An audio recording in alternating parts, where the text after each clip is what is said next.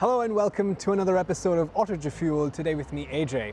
On today's show, we're going to be taking a closer look at the new 718 Spyder with the PDK, and I've come here to Hockenheim, so let's check it out.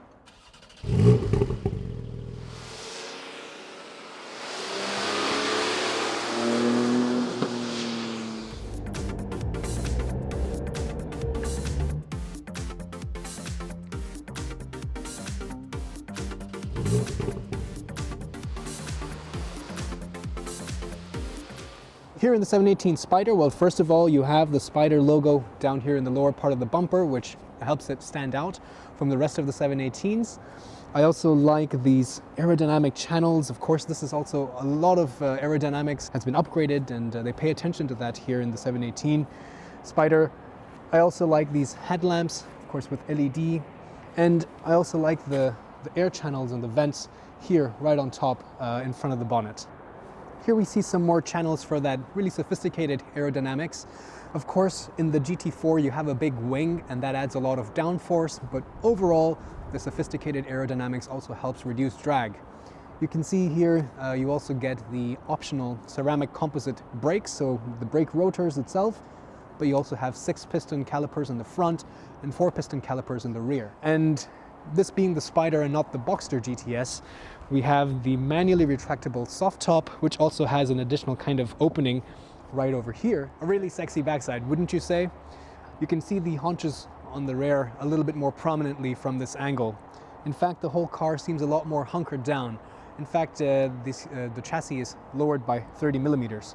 I also really like this large diffuser here in the rear with the sports exhaust, which really help you enjoy that naturally aspirated 4-liter Boxster 6. Nestled here is the new 4-liter 6-cylinder naturally aspirated petrol Boxer engine, which powers the 718 Spyder.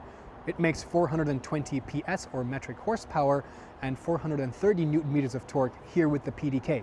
That's 10 newton meters more than the manual, and that's because this dual clutch transmission can handle a higher amount of torque. This means that it can accelerate from 0 to 100 kilometers per hour in half a second faster at 3.9 seconds. And in fact, the gear ratios are a lot shorter in the lower numbers. So 1, 2, 3 especially are a lot shorter than the ones you get in the manual transmission, which, well, it would have been nice to have shorter gearing in the manual so you can play around with the nice shifter a lot more. But nevertheless, here it enables a seamless acceleration. Here in the Spyder, you have to retract the roof manually. So step one, get inside. Press the little latch here, this tab. The window is lower and this hook undoes itself. Next, you gotta get up. You gotta go over here and you gotta remove these side flaps. There's a little button, you gotta feel for it in here. These come out. There's an arrow here and an arrow there. You line those up, that clicks. Same procedure here on the other side. And line those arrows up, those click. Then the roof itself is now open, so you do that, it opens up, and then you go back around here and then you manually retract the roof, close the back, preferably from this side, push it down, it clicks, and you're not done yet. You still have these two flaps, one on this side and one on that side. Anyway, while we're at it, you can also see over here, you do see that there is a little bit of loading area, enough space to throw a couple rucksacks in. In addition to the trunk in the back, you also have a frunk in the front. This is quite cavernous, what you see here, so plenty of space to put more suitcases. And this is one of the reasons why the 718 still remains a fairly usable sports car.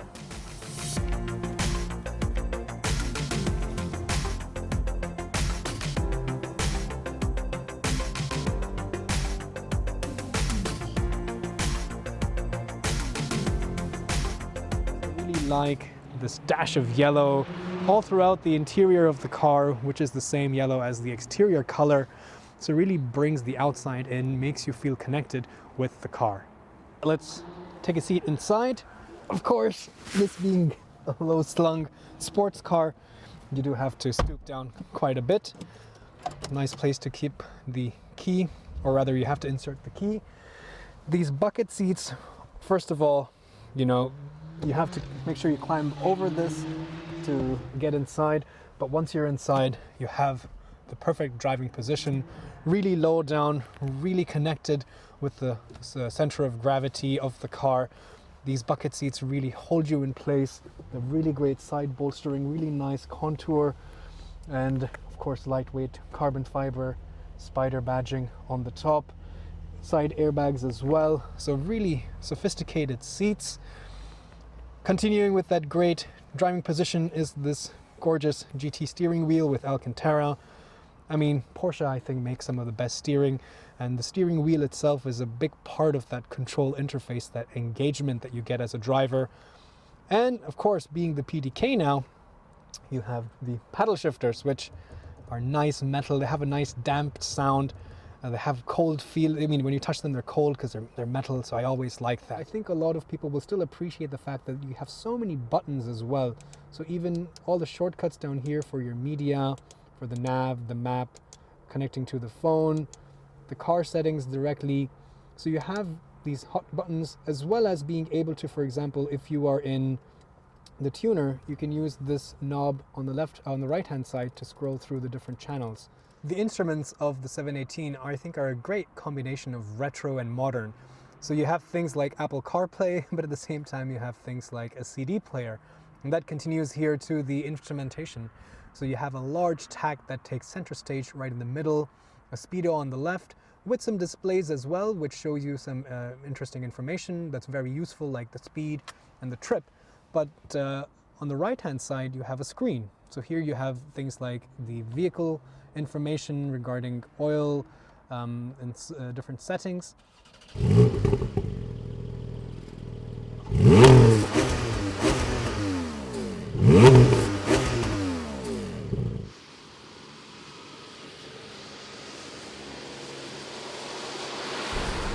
All right, let's take the 718 GT4 out for a couple hot laps on this handling course. It's a very tight course, so it's not going to be very high speed, and the conditions today on the track are really quite treacherous, very slippery conditions.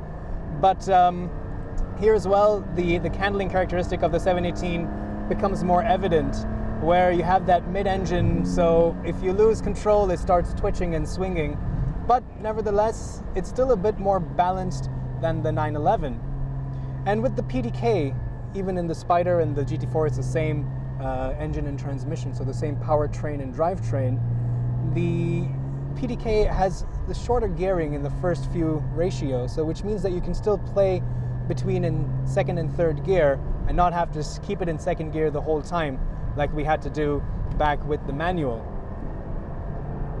The steering as well, I really like this Alcantara grip. It's very nice to hold, and you hear the engine a lot louder. That 4-liter naturally aspirated Boxer 6 is quite loud here.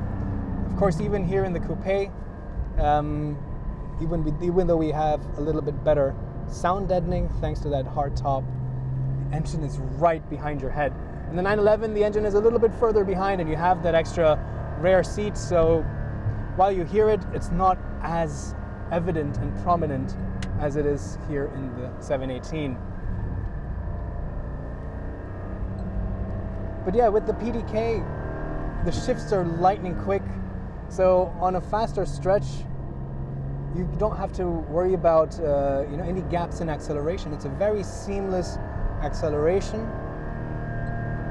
I have the suspension in PDK Sport, the suspension in stiff mode, the PDK in Sport, but it is shifting up a bit too early for my taste. So right now it's in third gear, again because of that slightly closer ratios. It tends to shift up maybe a little bit earlier, but you have the paddle shifters to take control for yourself. This is the kind of, the tricky situation with the 718 is it's a bit more of a track car, so it kind of makes more sense to have the PDK, but at the same time, for me, Porsches, as much as they're about top speed and track records, they're also about pure driver engagement.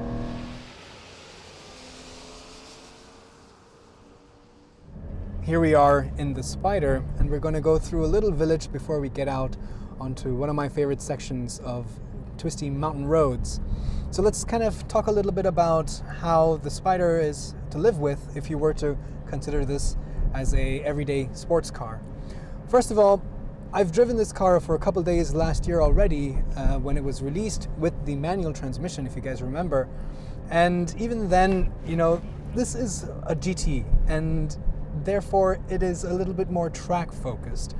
So even with the sports suspension turned off, it is quite bumpy. You feel everything, all the edges are filtering into your seat.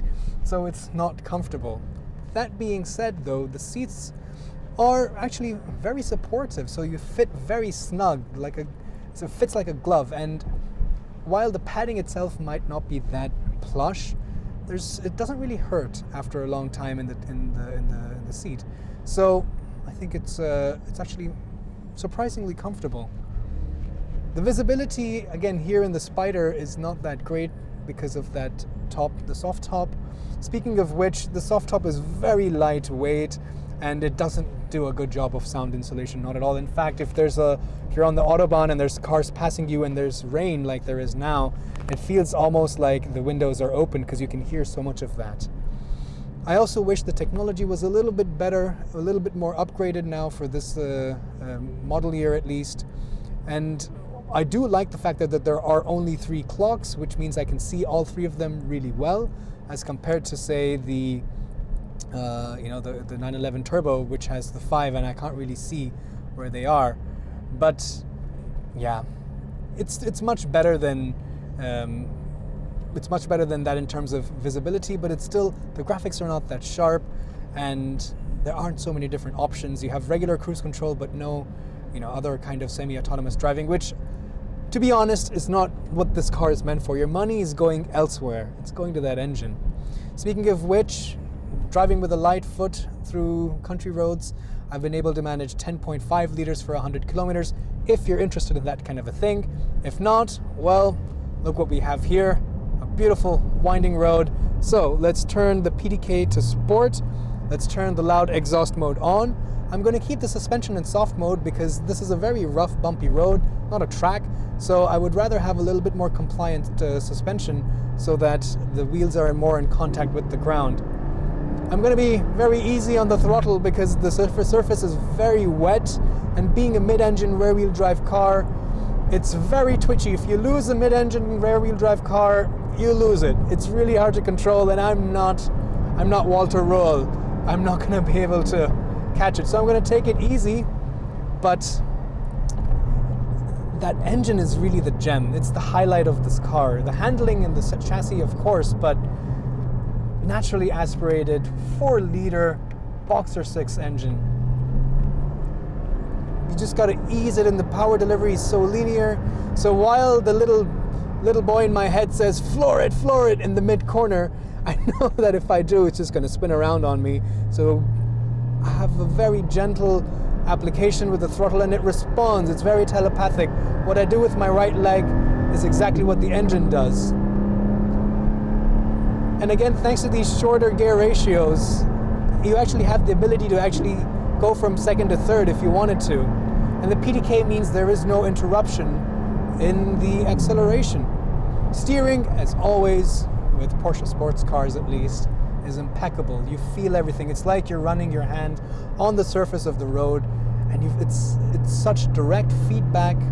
It's a very quick rack, but at the same time, at center, it's very composed. So it never feels twitchy. The twitchiness only comes from the bumpy, stiff suspension, but the steering wheel never gives you any kind of wavering kind of a feedback. It's very consistent. It's very sure-footed. Let's summarize today's episode of the Porsche 718 GT4 and the Spyder, now with the PDK double-clutch transmission. First of all, the PDK commands about a €3,000 premium over the manual transmission. So now you're looking at something around 97,000 euros. But you know how it is with options. Realistically, these are around 100,000. So what did I like and what did I not like? Well, first of all, you have to love that naturally aspirated engine. It just makes the whole experience so much more visceral, so much more raw. And that brings me to the next point. Coupled with the PDK, it actually gets the best out of this engine. In fact, you can even get a little bit more torque. This is up by 10 Newton meters over the manual. So you have seamless acceleration. And that really complements this GT4's characteristic because it's a lot more race focused. It feels like a boy racer.